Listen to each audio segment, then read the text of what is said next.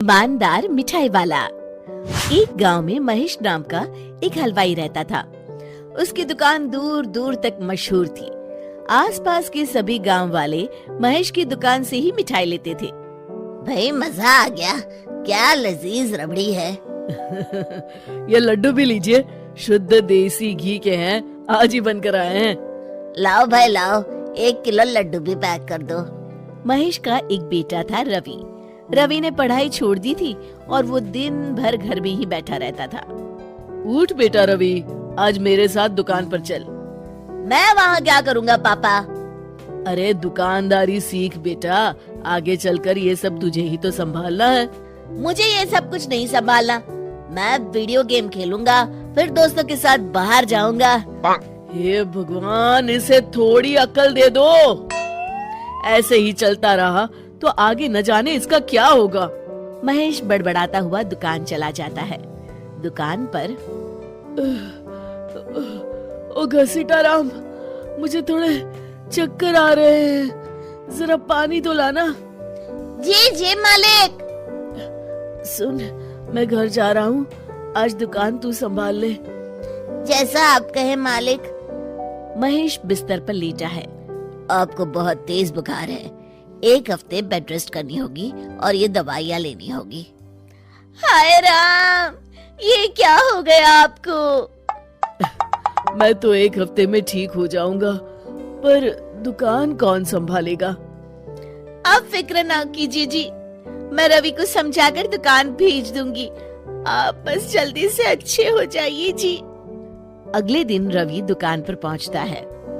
आइए आइए मालिक, मैं आप ही का इंतजार कर रहा था। क्यों?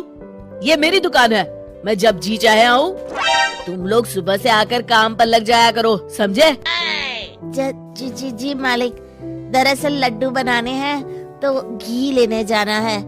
5,000 रुपए दे दीजिए। 5,000? तुम्हारा दिमाग तो ठीक है?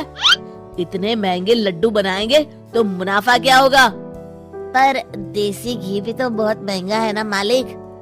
क्या जरूरत है देसी घी की? डालडा ले आओ।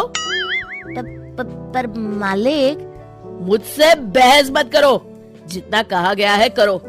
और क्या क्या बन रहा है? मावे की बर्फी मालिक। मावा मावा मावा। हाँ। तभी उसकी नजर एक डब्बे पर पड़ती है। ये क्या है? ये रवा है मालिक। एक काम करो, हर 1 किलो मावा में 200 ग्राम रवा मिला दो। पर बर्फी का स्वाद बिगड़ जाएगा मालिक। जितना कहा है करो, अब जाओ यहाँ से। अगले दिन। क्या बात है रवि बाबू, आपके पापा दिखाई नहीं दे रहे? अब उनकी तबीयत खराब है। अच्छा भाई अच्छा। बस उन्हें ये बताना था कि वो आज आए नहीं तो उनकी मिठाई बड़ी बेस्वाद लग रही है। लेना है तो लो, वरना चलते बनो। अरे अरे अरे, ये कोई तरीका है ग्राहक से बात करने का? चलो भाई चलो, यहाँ से चलो। अगले दिन। भैया, कल जो मैं लड्डू ले गया था उनका स्वाद बड़ा बेकार लगा। महेश बाबू का नाम सुनकर बड़ी दूर से आया था। 200 रुपए में इससे अच्छा और क्या मिलेगा? सुबह सुबह मनहूस बातें मत करो। कुछ लेना है तो लो, वरना फूटो यहाँ से। रवि के इस व्यवहार के चलते 2-4 दिनों में ही ग्राहकों का आना कम हो जाता है। मैंने तो सोचा था कि कम पूंजी में ज्यादा मुनाफा होगा, पर यहाँ तो घाटा हो रहा है। आखिर चक्कर क्या है? लगता है ये दुकानदारी मेरे बस की नहीं। महेश ठीक होकर दुकान लौटता है तो घसीटा राम उसे सब कुछ बताता है। हे भगवान, इसने तो मेरी सालों की मेहनत पर पानी फेर दिया। अब क्या करेंगे मालिक? कुछ नहीं, सबसे पहले तुम पहले की तरह शुद्ध और अच्छी मिठाइयाँ बनाओ और मुझे गांव के उन सब लोगों के नाम बताओ जिनसे रवि ने बदतमीजी की। रवि, कल सुबह दुकान पर आ जाना, बहुत जरूरी काम है। मुझे नहीं आना, मैंने 1 हफ्ता दुकान संभाल ली है, अब संभालो आप। दुकान तो तूने जैसे तैसे संभाल ली, पर सीखा कुछ नहीं। कल तुझे बहुत जरूरी सीख देनी है। रवि पैर पटकता हुआ बाहर चला जाता है। अगले दिन। ये ले ताजी शुद्ध मिठाइयाँ।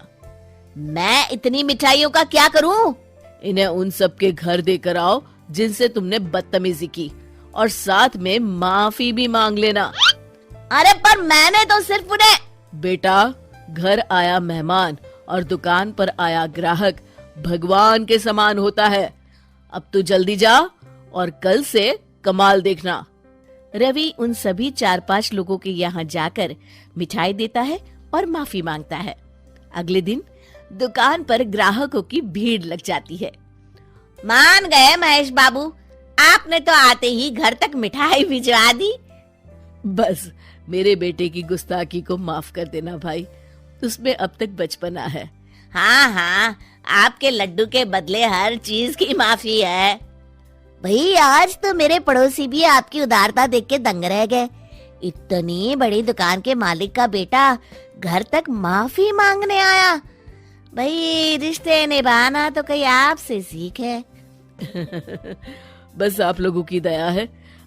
ताजी रसमलाई आई है, लेंगे आप?